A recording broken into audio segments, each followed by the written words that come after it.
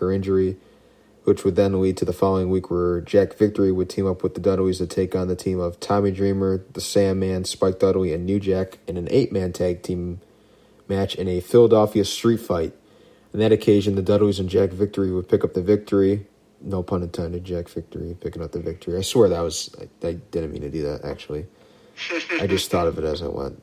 Again, it's just, that happens a lot because you had just the incredible match on the show. Just happens sometimes. Yeah, so then on the June 24th episode of Hardcore TV, Tommy Dreamer would cut a promo vowing to seek revenge against the Dudleys for what they did to Beulah. While this was going on, the Dudleys would appear and attack Tommy. This was until Spike, New Jack, and the Hardcore chair-swinging freaks, Balls Mahoney and Axel Rotten, would come to make the save. Then fast forwarding to the July 22nd edition of Hardcore TV, there would be 3 singles matches on that show. One between Tommy Dreamer and Bubba Ray Dudley, another between Spike and Big Dick Dudley, and also one between the Sandman and Devon. The deal here would be that whichever side or team, whatever the correct term is, won 2 out of the 3 matches, that side would get to pick the stipulation for the match, a Heat Wave. So Bubba Ray would defeat Tommy, Sandman would defeat Devon, but then Big Dick Dudley would defeat Spike. So then the Dudleys would win the set of matches 2-1. So then at Heat Wave, the Dudleys would pick the stipulation for the match to be a street fight. Another feud worth mentioning during this time period was between Mike Awesome and Masato Tanaka. Masato Tanaka had made his ECW debut at the Living Dangerously pay-per-view, where he would defeat Doug Furness. Then on the July 1st episode of Hardcore TV, Masato Tanaka would face Balls Mahoney and would also pick up the win. Then on the July 8th show the following week, Mike Awesome would make his return to ECW for the first time in over a year and would face Masato Tanaka. In that match, Tanaka would be victorious. And afterwards, Mike Awesome would then awesome bomb Tanaka through a table, which would spark the rivalry between the two and set up for the match at Heat Wave. Then another feud at the time was between Jerry Lynn and Justin Credible. This would all begin at the It Ain't Seinfeld show, where Jerry Lynn would defeat Justin Credible. Then at a matter of respect, the two would face one another in a 2 out of 3 falls match where Justin Credible would pick up the win. The feud would continue on to the June 17th episode of Hardcore TV, where both Lynn and Credible would face each other in an I Quit match. In that match, Jerry Lynn would pick up the victory in that one as well. So it would be 2-1 in favor of Jerry Lynn in the series of matches between the two. Then on the July 15th episode of Hardcore TV, Justin Credible and Jason would team up to take on the team of Jerry Lynn and Pablo Marquez, where Justin Credible and Jason would pick up the victory. So at Heat Wave, a match between Jerry Lynn and Justin Credible would be set. Heading into the pay-per-view on the July 29th edition of Hardcore TV, Jerry Lynn and Masato Tanaka would face Mike Awesome and Justin Credible in a tag team match, where in that one, Jerry Lynn and Masato Tanaka would be the winners. And finally, before we get into the show, we can't go without mentioning the feud between Bam Bam Bigelow and Taz. This all began at the Hostile City Showdown event back in January of '98, where the triple threat, Shane Douglas, Chris Candido, and Lance Storm would take on Bam Bam and Taz in a 3-on-2 handicap match. This would end in a no contest with Bam Bam turning on Taz to join Shane Douglas's triple threat faction, and also Chris Candido would turn on his partner Lance Storm in the process. Then at the Living Dangerously pay-per-view, Bam Bam Bigelow would defeat Taz and become the new ECW television champion. Then Taz, while still feuding with Triple Threat, would turn his attention to ECW World Heavyweight Champion Shane Douglas. He would demand a title shot, but Shane Douglas would suffer an injury, which would put him out of action. Then at WrestlePalooza, Taz would attack Douglas, which would lead to Taz being arrested and being escorted out of the building by police. At It Ain't Seinfeld, Taz would introduce the FTW heavyweight title, his championship. In place of not being able to challenge for the ECW title, he would challenge Shane Douglas to a champion versus champion match before being interrupted by Bam Bam Bigelow, whom Taz would tell that he's going to be his first victim. The following week on Hardcore TV, Joe Styles would interview Shane Douglas until he'd be interrupted by Taz. Douglas would give a triple threat t-shirt to Taz as he would try to get him to join the group as a way of protecting himself in his reign as champion. Taz would shake Shane's hand, but would then attack his arm and add further damage to it.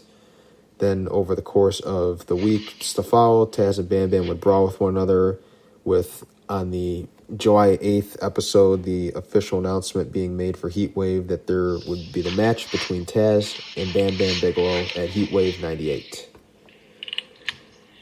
So that is the backstory to Heat Wave getting up to this event. This, of course, was done by Extreme Championship Wrestling on August 2nd, 1998 from the Hara Arena in Dayton, Ohio.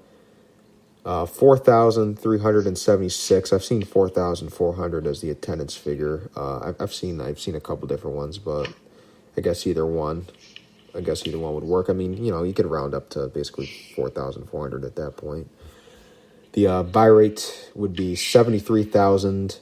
The commentators for the show would be Joe Styles and the ECW World Champion at the time, Shane Douglas.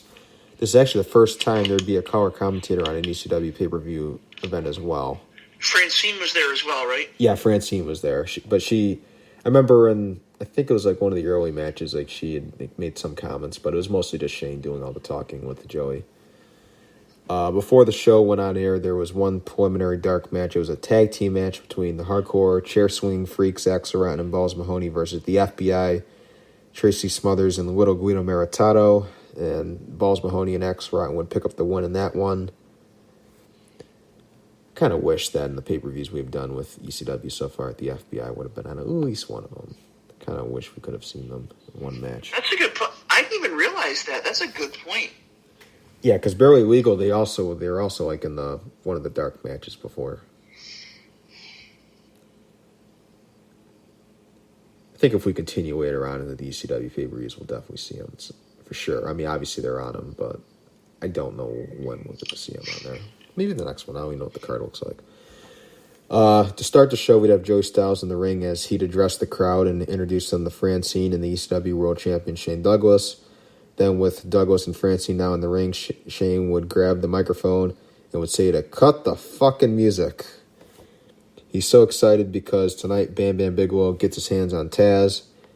Then he'd talk about the last time Taz and Bam Bam had fought, that Bam Bam put him through the ring. And tonight, Bam Bam told him he's going to put him through the concrete floor. Then we'd have some shenanigans with Joey Styles and Francine.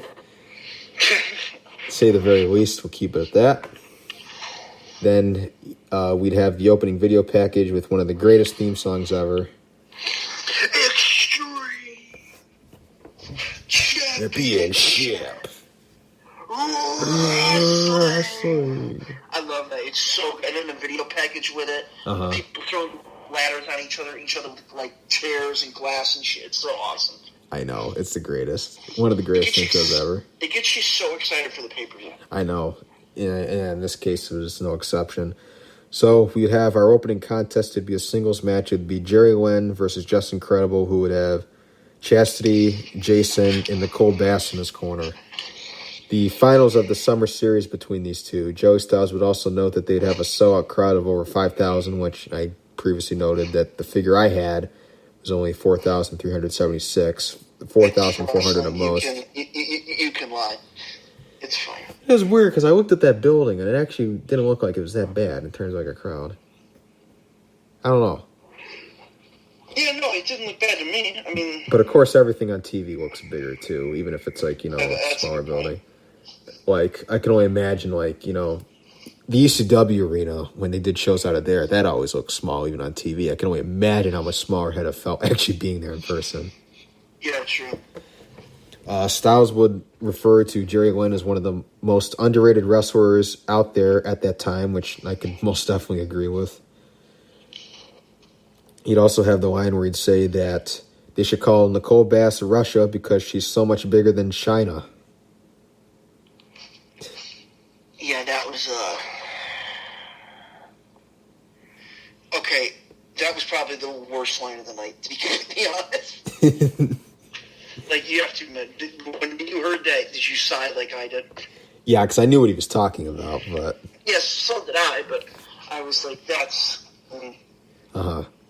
Whatever, we'll just move past that. I think the one critique I had about this match was just some of the outside interference in the early half. It's not the idea of it, it's just... The problems I have with it is it's ECW, where in this match I'm seeing chairs used. I'm seeing, Jerry Lynn hit a hurricane around Incredible, which put him through a table. So when you have Nicole Bass, Jason, and Chastity trying to gain the unfair advantage with the referee distracted, it just doesn't make sense to me. It's like, why cheat behind the referee's back when you can use a chair and put people through tables and use all kinds of stuff? I guess there's got to be some rules, maybe. I don't know. But it's like, what are they going to do? DQ them? Or I don't know. Yeah, that's a good point. That's the only thing. That's my only critique. That's one of my only critiques. That might be my only one, actually. In the end, Jerry Lynn would take out Jason with the Tiger Bomb. He'd hit Nicole Bass with a low blow. He'd hit Chastity. He'd hit Chastity with the Tombstone. And then Lynn would go up top for another Hurricane Rana, but Just Incredible would hit him with a low blow and hit him with That's Incredible from the middle rope and pin him for the win. If you're not familiar with the That's Incredible, it's a Tombstone pile driver from up top. And it looks brutal as shit. Yeah. Despite I literally was looking at my phone, like I think I was texting someone, and I looked up and he did it, and I threw my phone up in the air. Yeah, I mean, yeah, that was something. I was like, because I can imagine, like like you said, the worst part is, we'll get like freaking Darby Allin will look at that and then he'll say, "Oh my God, that's so cool! I want to take that." Yeah. Well, I mean, like, you see, someone goes back and watches that match, they might get the idea to start doing that, then that becomes like the new move everyone's got to do. When, like, don't let Jeff Hardy's old ass see that. No, but I mean, like, you got everyone doing the Canadian Destroyer now. Maybe that'll be the next cool move everyone does if they went back and saw this. I don't know. But despite my one critique, outside of that, it was a good match, and it was the right choice to open the show. And there were a lot of good spots. Knowing Darby Allin, he'd be like, "I want to take that from Luchasaurus through a table on fire with thumbtacks under it." So, Just Incredible would be the winner. 14 minutes, 36 seconds. 3.5 from you. I went with 3 1/4, but, you're not that far off. Really good opener. Yeah, got the crowd into it. Mm-hmm. Just like I said, overall, very good opener. You're right. This is definitely the right choice to open the show. So then for the second match of the night, we'd have Lance Storm versus Chris Candido with Tammy Lynn Sitch in his corner. This would be Tammy Sitch's return to ECW, better known as Sunny. So this would be a surprise appearance, and she'd also do his ring introduction. Yeah, I didn't even... I wasn't even aware of that, actually, going into this. Neither was I, because when I saw her, I was like, because she was still with the company at this point, right? In WWE? Uh-huh. WWF, whatever the hell it was? Yeah, as far as I'm aware of. Yeah, that's just interesting. It was just interesting to see her. Yeah, so this would be a grudge match between two former partners who were once the ECW World Tag Team Champions, former partners, now enemies. There's a lot of good spots in this one, too. I think the one that sticks out the most to me was when Lance Storm superplexed Candido out into the floor, and then you could hear that sickening thud. Yeah, that was brutal. And then Storm would follow up with a baseball slide and then a springboard planche into the crowd. Then a little later, back in the ring, we'd have the superplex spot and a diving spinning heel kick from Storm. There would also be a counter from Candido turning Storm's springboard dive into a midair power slam. Both guys were really good in this one. Toward the end, Tammy would give Candido some powder to put in his hands, but Storm would kick the hands with the powder back into Candido's face. The referee would go down, and then Tammy would crotch Storm up on the top.